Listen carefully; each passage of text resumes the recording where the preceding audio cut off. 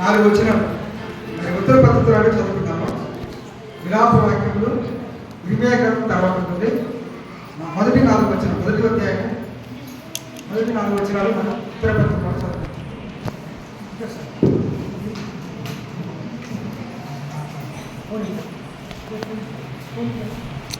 ఇటు వచ్చేసి page number 680 పాత నిబంధన విలాపం అనగా బాధ, దుఃఖము, ఏడ్పు, రోదన అనే అర్థాలు వస్తాయి. విలాపం అంటే ఆ వాక్యంలోనే హెడ్డింగ్ పాఠం పేరు అధ్యాయం పేరే విలాప వాక్యములు, అంటే బాధతో కూడిన మాటలు. విలాప వాక్యము మొదటి అధ్యాయము మొదటి వచనం నుంచి 4 వచనాలు. మొదటి వచనం నేను చదువుతాను, 2వ వచనం మీరు చదువుతారు. చదువుతారండి చదువుతారా? జనభరితమైన పట్టణము ఎట్లు ఏకాకి దుఃఖాక్రాంతమాయను, అది విధవరాల వంటిదాయను. అన్యజనులలో గణతకెక్కినది, సంస్థానములో రాజకుమార్తె అయినది. ఎట్లు పన్ను చెల్లించినదైపోయాను. 2వ వచనం రాత్రి యందు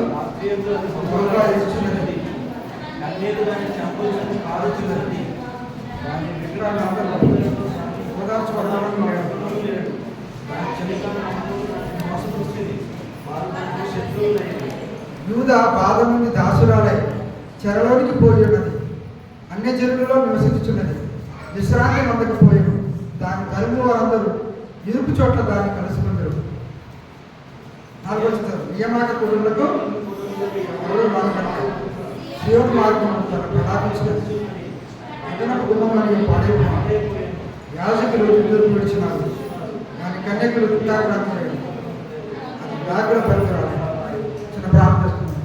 దైవ తండ్రి కృపగల దేవా, మరి ఈ వాక్యం చెప్పడానికి నన్ను బ్రతికించే ప్రభావ మీ సేవకులు నిలబడి మాటలు చెప్పి మాట్లాడడానికి ఇచ్చిన అవకాశం తీసుకున్నాను తండ్రి. వచ్చిన నీ బిడ్డలందరూ బట్టి తీసుకున్నాను ప్రభావ. అవసరం నడిపించడం ప్రార్థిస్తున్నాను. నేను జాగ్రత్తగా మాట్లాడే సహాయం చేయమని యేసువారి నామాన్ని ఆనందించిన తండ్రి. దేవుడి పేరు నాన్న.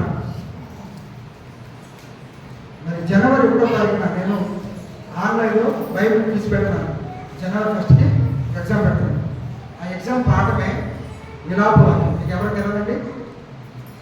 దేవుని దయ వల్ల, దేవుని కృప వల్ల దాదాపు సంవత్సరం క్రితం నుంచి నేను ఆన్లైన్లో ఎగ్జామ్ పెడుతున్నాను. మొన్న 6 నెలలు గ్యాప్ ఇచ్చాను.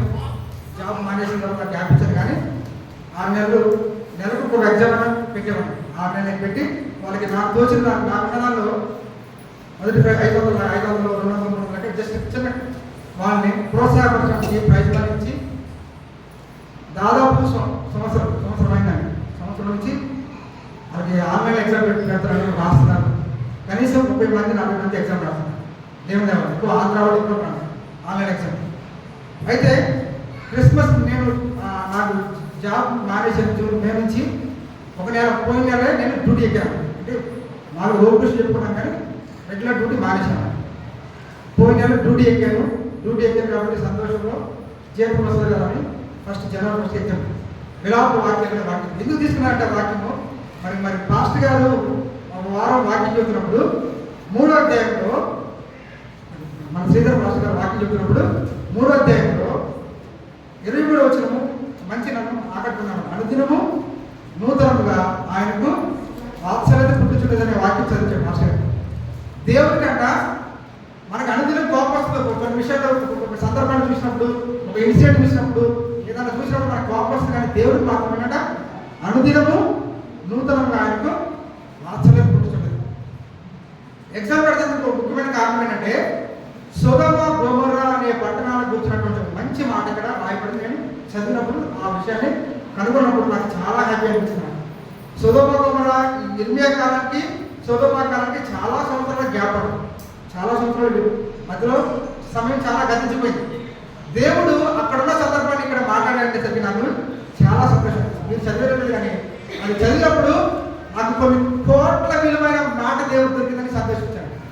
కొన్ని కోట్లు సైంటిస్టులు ఏదైనా కనుగొంటారండి, ఏదైనా చదివినప్పుడు ఏదైనా అస్థిపంజరాలు కానీ ఏదన్నా రాజులు రాణులు వాళ్ళటువంటి ఉంగరాలు కావచ్చు, కత్తులు కానీ దొరికినప్పుడు ఇది ఆ కాలంలో ఉంది ఈ కాలంలో ఉన్నప్పుడు మనం ఏం చేస్తామని గొప్పగా సైంటిస్ట్ ఫీల్ అవుతాం కదా. అలానే దేవుడు తన గ్రంథంలో రాయించిన మాటలండి ఒక గని అండి, సముద్రం. మనం వెతకాలి కానీ ఎన్నో వచనాలు దేవుడు మంచి మాట రాయబడి మనం వెతకాలి. దేవుడి వాక్యాన్ని చాలా జాగ్రత్తగా చదవని రాయబడింది. వాక్యాన్ని ఎట్లా చదవండి? వార్తాపత్రంలో చదవడం కాదు, దేవుడి వాక్యాన్ని పరిశీలనగా చదవాలి. 360 డిగ్రీలు మనం పరిశీలించాలి. అంటే అక్కడ ఏ స్థలాన్ని మెన్షన్ చేశాడు దేవుడు, అక్కడ ఏ కాలాన్ని మెన్షన్ చేశాడు, అక్కడ రాజులు మన ప్రతిదీ కూడా అక్కడ అడవి గురించి మనం చేశాడు. రాత్రి ఉందా, పగలైందా, కొండ కింద కొండ పైన మనం ప్రతి దాన్ని కూడా సునిశ్చితంగా పరిశీలనగా చదివితే దేవుడి వాక్యం మనం చాలా ఆనందిస్తామండి. కాబట్టి ఆ మాట మీకు చూపిస్తాను. ఆ మాట చూపిస్తానికి నేను ఈ విలాప వాక్యాలు అనే వాక్యం గ్రంథం మీద 5 అధ్యాయాలు బైబిల్ నుంచి పడడం జరిగిందండి. తర్వాత దీనిలో ఏంటంటే ఈ విలాప వాక్యాలు ప్రవక్త రాసినప్పుడు ఎప్పుడు ఎందుకు రాసినట్టే విలాపం అంటే బాధ. ఎందుకు ఈ వచనంలో ఈ అధ్యాయం ఎక్కువ బాధ, ప్రవక్త చాలా వేదనతో బాధతో రాసినట్టుగా మనం చదువుతామండి. ఎందుకు బాధ, ఏమైంది మరి ప్రవక్తకి ఆరోగ్యం బాగలేదా, ప్రవక్తకి ఏమన్నా బంధువులు బాగలేదా, తన పరిస్థితి ఆర్థిక పరిస్థితి బాగాలంటే తన ఆర్థిక పరిస్థితి కాదండి, తన కోసం కాదండి బాధపడేది, ఇశ్రాయేలు గురించి బాధపడుతున్నాడు. ఇశ్రాయేలు ఏమైపోయారంటే ఆ టయానికి నెబుకద్నెజరు రాజు వచ్చి బబులోను రాజు వచ్చేసి వాళ్ళని చెరగా తీసుకెళ్ళిపోతారు. చెరగా తీసుకెళ్ళిపోక ముందు ఈ ఇర్మియా ప్రవక్త బాల్యంలో ఉన్నప్పుడేనండి, ఇప్పుడంటే చిన్న వయసులో ఉన్నప్పుడే దేవుడు దాన్ని పిలిచి రాజుతో మాట్లాడు, ప్రవక్తలతో యాజకులతో మాట్లాడని దేవుడు పంపించినప్పుడు తను ఎన్ని చెప్పినా సరే ప్రజలు వినిపించుకోలేదండి. ఇర్మియా ప్రవక్త చెప్పిన మాటలు వినిపించుకోకుండా ఆయనకి దేశద్రోహం చేస్తాడని, దేశాన్ని తిడతాడని, రాజును నిందిస్తాడని అతన్ని బంధిస్తారండి. ప్రవక్త అతన్ని బంధిస్తారు. ఇంకా ఏం చేస్తారు కదా, ఏమీ నీళ్లు లేని గోతులో పడేసేస్తారు. అతను ఆహారం లేకుండా చనిపోయే పరిస్థితి వచ్చినప్పుడు దేవుడు అతన్ని కాబట్టి బయట తీసుకుంటారు. ఎంత ప్రజలు ఆ ఇర్మియా ప్రవక్త కాలం ఉన్నప్పుడు చాలా చెడిపోయారు ఇశ్రాయేలు రాజు. దేవుడు కానాను ప్రదేశంలో వారిని నివసింపజేసినప్పుడు దేవుడిని వారు భయపరచకుండా ఉన్నప్పుడు ఇర్మియా ప్రవక్త ద్వారా దేవుడు ఎన్ని మాటలు చెప్పినా సరే వారు వినరు. దగ్గర అక్కడ ఇర్మియా గ్రంథంలో వాళ్ళ పట్టణాలు ఎన్ని ఉన్నాయో వాళ్ళ దేవతలు అంటున్నాయి. ఇశ్రాయేలు అన్ని విగ్రహాలను వాళ్ళు అన్ని కొత్త దేవతలు వాళ్ళు పూజించినట్టుగా దేవుడికి చాలా కోపం తెప్పించేస్తారు. ఇంకా మన సొదొమ గొమొర్రా పట్టణాలు దేవుడు నాశనం చేశాడు కదండి. ఎందుకు నాశనం చేశాడు చెప్తారా? ఐడియా ఉందా కదా? దేవుడు సొదొమ గొమొర్రా పట్టణాలను నాశనం చేస్తాడు. ఎట్లా నాశనం చేస్తాడు? శత్రువులు వచ్చి బాంబులు వేసి, అప్పుడు బాంబులు లేవులండి, మరి విల్లుతో ఖడ్గాలతో అన్ని కాల్చినట్టు వాళ్ళు వచ్చి ఎవరు కాలలేదు. శత్రువు వచ్చి దాన్ని టచ్ కడ చేయాలండి. సొదొమ గొమొర్రా పట్టణాలు ఎలా నాశనం అయిపోయినాయి? దేవుడు ఆకాశం నుంచి అగ్ని గంధకములను కురిపించి నాశనం చేశాడు. దేనికి నాశనం చేశాడు చెప్తారా? దేనికి? అక్కడి ప్రజలు దేవుడికి అవిధేయులు అయిపోయారు, పాపం చేసేస్తున్నారు. ఒకరోజు మరి లోతు గారు వెళ్తారు. లోతు అబ్రహాము బంధువులు. అబ్రహాం గారి పశువుల కాపరులకు లోతు పశువుల కాపరులకు ఒక రోజు గొడవ అవుతుందన్నమాట. ఆది కాలంలో చూస్తాం మనం అందరం. ఆ గొడవ అయినప్పుడు అబ్రహాం పిలుస్తాడు, లోతు పిలిచి అంటాడు, అయ్యా నీవు నేను బంధువులు, మనం చుట్టాం, నీకు నాకు గొడవ ఉండొద్దు, ఏముండొద్దు అంతే. మనం కూడా అండి అబ్రహాం చూసి నేర్చుకోవాలి. అబ్రహాం అన్న మాట ఏంటంటే ఎవరైనా మన బంధువులు ఉంటే బంధువులు కొట్లాడుకోవద్దు, తిట్టుకోవద్దని అబ్రహాం చెప్పి అంటాడు, అయ్యా నువ్వు తూర్పుకి వెళ్ళిపోతే నేను పడమకి వెళ్తాను, నువ్వు ఉత్తరానికి వెళ్తే నేను దక్షిణానికి వెళ్తాను, మన ఇద్దరం వేరవుతాం. తెలంగాణ ఆంధ్ర అట్లా సపరేట్ అవుతామా, ఇద్దరం వేరవుతాం అన్నప్పుడు లోతు గారు సొదొమ పట్టణం మంచి, అప్పుడు సొదొమ పట్టణానికి దేవుడు నాశనం చేయడం ముందు ఎక్కడన్నది దేవుడిని తోటలాగా అంటే నది ప్రవహించేది సొదొమ గొమొర్రా ప్రాంతం పచ్చగా దేవుడి తోటలాగా ఉన్నప్పుడు అన్న ఆ ప్రాంతాన్ని చూసుకుని వెళ్ళిపోతాం లోతుగా. కానీ అక్కడికి వెళ్ళాక అక్కడ మనుషులు ఎలా ఉన్నారు? దుష్టులైపోయారు, బహు పాపులైపోయారు. దేవుడికి కోపం వచ్చేసింది, దాన్ని క్లోజ్ చేయాలి, నాశనం చేయాలన్న టైంలో దేవుడు మరి అబ్రహాం దగ్గరికి వస్తాడు, దూతలు వస్తారు, దేవుడు వస్తారు. వచ్చి మాట్లాడిన తర్వాత అబ్రహాం చెప్పినప్పుడు అబ్రహాముడు ఆర్గ్యూ చేస్తాడు, బదులు అయ్యా అక్కడ 50 మంది నీతి మంత్రులు ఉంటే దాన్ని నాశనం చేయకుంటావా అంటే దేవుడు అంటాడు, ఓకే సొదొమ గొమొర్రా పట్టణంలో 50 మంది మంచివాడు నీతి మంత్రులు నేను నాశనం చేయను. అయ్యా ఇంకోసారి మన్నించయ్యా, అక్కడ 10 మంది తక్కువ 40 మంది ఉంటారేమో, 40 మంది ఉంటే దాన్ని నాశనం చేయకుంటావా అంటే అక్కడ దేవుడు అంటాడు, ఓకే 40 మంది ఉన్నా నేను నాశనం చేయను. అట్లా తగ్గించుకుంటూ అయ్యా అక్కడ 10 మంది ఉంటే నాశనం చేయమంటే దేవుడు అన్నాడు అక్కడ 10 మంది ఉన్నా నాశనం చేయండి.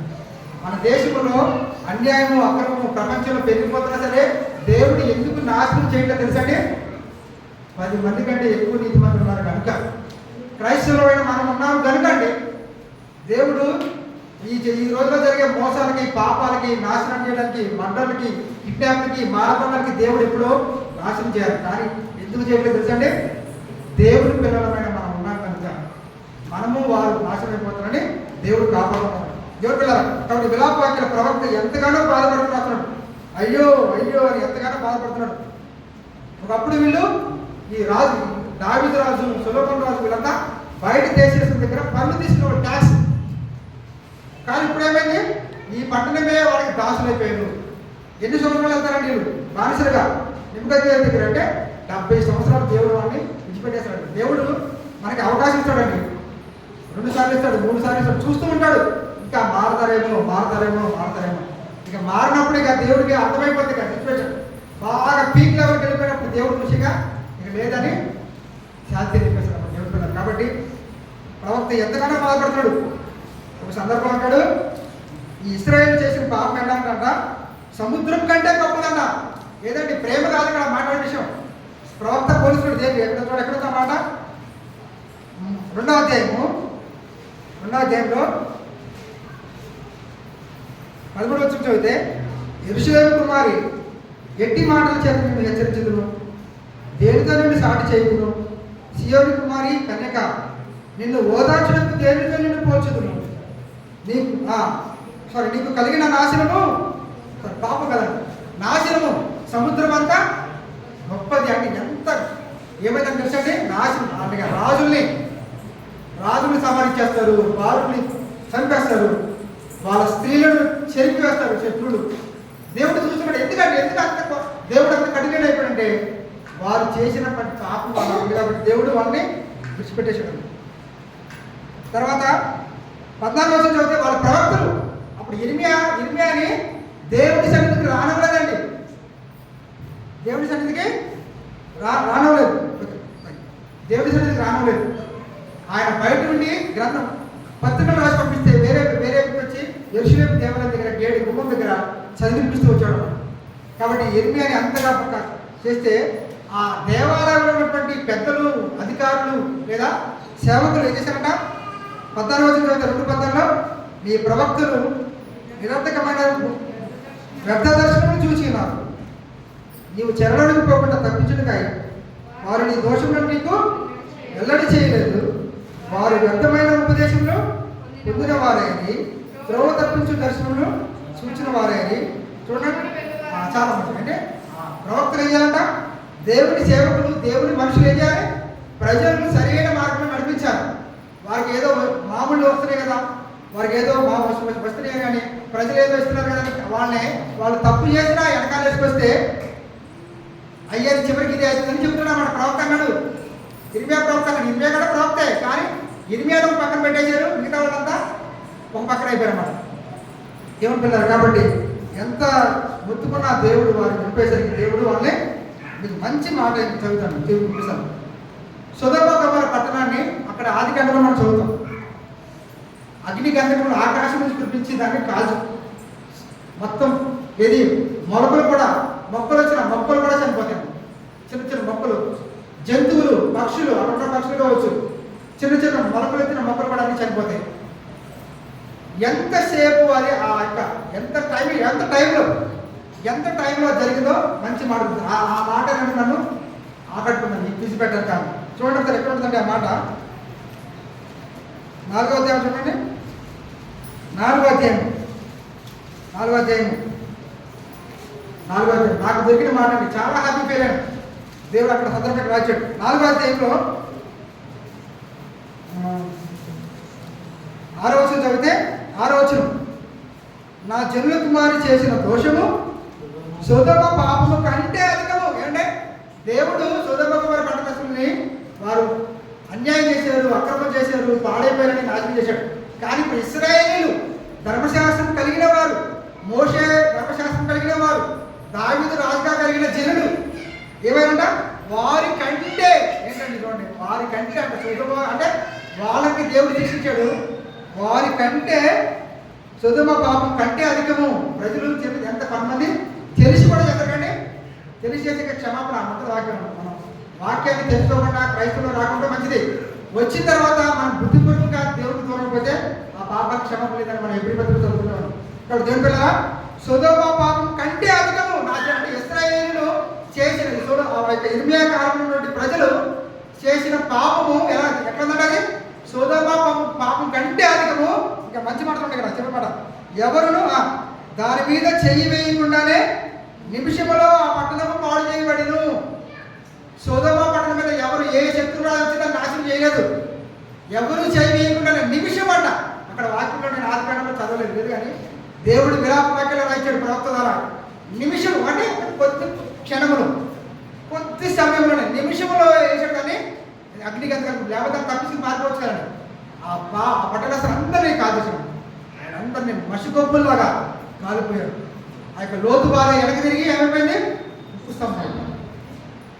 ఇక్కడ ఆ మాట అక్కడ ఉన్నట్టు సందర్భం చూడండి, ఎవరునూ దాని మీద చేయకుండానే నిమిషంలో ఆ పట్టణము పాడు చేయబడిను. దాని గనులు హిమము కన్నా శుద్ధమైన వారు, శుద్ధమ గనులు వారు పాల కంటే తెలియని వారు, వారి శరీరం పగడం కంటే ఎర్రనివి అని చెప్పుకుంటూ వస్తూ అట్టి వారి ఆకారము బొగ్గు కంటే కాబట్టి విలాప వాక్యాలు చదివితే దేవుడు ప్రవక్త ఎంత బాధపడతాడు. తర్వాత ఇక్కడ ఈ అధ్యాయంలో ఇంకా మంచి మాటలు ఏమిటంటే యవన కాలం ముందు కాలిపోయిట నరుడికి చూడండి మాట్లాడితే ఎక్కడ ఉంటుంది 27 3:27 నేను ముగిస్తాను 2 నిమిషం 3:27 యవన కాలమున కాలిపోయిట నరుడికి లేదు, అతని మీద దాన్ని మోపినవాడు అతను ఒంటరిగా ఉండాలని చెప్తాడు. తర్వాత 30 అతడు తన కొట్టువాడు తట్టు తన చెంపలను తిప్పవలను. యేసుప్రభు చెప్పేది ఒక చెంపలు పడితే రెండో చెంప చూపించాలని ప్రవక్తల గ్రంథంలో కూడా రాయబడిన మాట ఏంటంటే అతడు తను కొట్టినవాడు తట్టు తన చెప్పలు కూడా తిప్పవలను. అలానే ప్రార్థన నుంచి మన దేవుని సేవ చెప్తుంది ఎప్పుడు కూడా రేయి మొదటి జాములు వేసి ప్రార్థన ఎక్కడ మాట తెలుసా, రేయి మొదటి జాములు వేసి ప్రార్థన అనమాట. ఈ అధ్యాయం ఎక్కడుందన్న మాట, రేయి మొదటి జాములు వేసి సీఎం ప్రార్థన చేయమంటాం. 2:19 చూడండి, 2వ అధ్యాయం 19 చూడండి. నీవు లేచి రేయి మొదటి జామున మొరుపెట్టు, నీళ్లు కుమ్మరించినట్లు ప్రభు సన్నిధిని నీ హృదయం కుమ్మరించము, నీ పసిపిల్ల ప్రాణం కొరకు నీ చేతులు ఆయన తగ్గి. చాలా అంత బాధ ఉంటుంది కాబట్టి ప్రాప్తంగా ఏం చేయాలంట, కష్టాలు ఉన్నప్పుడు ఏం చేయాలి, మనం కష్టాలు బాధ ఉన్నప్పుడు దేవుణ్ణి మనం రేయి మొదటి జామున లేచి ప్రార్థన చేయాలని మంచి మాట రాయండి. ఇంకోటి ఏంటంటే నా యొక్క రీసెర్చ్ అంటే నా యొక్క అన్వేషణ, నా అన్వేషణలో యోగ గ్రంథం గురించి నా అన్వేషణ కంప్లీట్ అయిపోయింది. ఇప్పటి నుంచి ఆలోచన యోగ గ్రంథం, ఆ యోగ గ్రంథంలో రాయబడ్డ మా యోగ గ్రంథం చూస్తే యోగు గారు ఏ దేశం ఉన్నాడండి, ఏ దేశం, ఊజు దేశం కదా. ఆ మాట ఇక్కడ ఒక మాట చూడండి, 4వ అధ్యాయము 21వ భాగం చదివితే ఊజు దేశంలో ఒకరి కుమారి నివసించిందంట. అంటే స్థిరంగా ఉందో నేను చెప్పలేను, కొంత లేదా కష్టాలతో శత్రువులతో అక్కడికి నేను చెప్పలేను, కానీ అక్కడైతే ఉన్నట్టుగా అర్థం చేసుకుంటాం. 4వ అధ్యాయం 20లో ఊజు దేశంలో నివసించు ఎదోము కుమారి. ఎక్కడంటే ఎదోము కుమారి, ఎదోము అంటే ఎవరు, యాకోబు సహోదరుడైనటువంటి ఏశావు గారి సంతానం.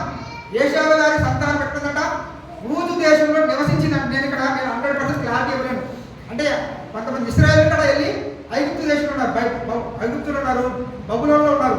బబులోన్లో నివసించు సియోను కుమారి అనే వాక్యంలో రాయబడింది అనుకోండి. అంటే అక్కడ శత్రువుని తీసుకెళ్ళి అక్కడ పెట్టవచ్చు, లేదా అక్కడే చిన్నప్పటి నుంచి అక్కడ ఉందని అర్థం చేసుకోవచ్చు. కాబట్టి ఇక్కడ నేను 100% క్లారిటీ ఇవ్వలేను. ఏమని ఈ యూజు దేశంలో నివసించిన ఏదో కుమార్ అంటే ఏషావు సంతానం ఎప్పటి నుంచో ఉందో చెప్పలేను నేను, కానీ ఉంది కొన్నాళ్ళకి ఉందో చెప్పాను, కానీ ఎప్పటి నుంచో ఉందో చెప్పలేను, లేదా శత్రువులు తీసుకెళ్ళి పెట్టానని చెప్పలేను. కానీ ఊజు దేశం, యోగు గారు నివసించిన దేశము ఊజు దేశం. సో ఎన్నో మాటలు దేవుడు మన ప్రవక్తల చేత రాయిస్తున్నాడు. కాబట్టి ఆ గ్రంథాన్ని, దేవుడి గ్రంథాన్ని మనం పరిశీలనగా చదవాలి. 360 డిగ్రీస్ మనం పరిశీలించాలి. కాలాన్ని, సమయాన్ని, పరిస్థితులు, వర్షాకాలమా, ఎండాకాలమా, రాజుతో మాట్లాడా, ప్రవక్తతో మాట్లాడా, సేవకుడు మాట్లాడుతున్నా, దేవుడు మాట్లాడుతున్నాడా. కాబట్టి ఇవన్నీ కూడా మనం అన్ని జాగ్రత్తగా చదివితే మనం ఇంకా వేరే ఆలోచన, వేరే బుక్, వేరే నాకు మాట చెప్తున్నాను, దేవుని సమక్షంలో నేను చెప్తున్నానండి.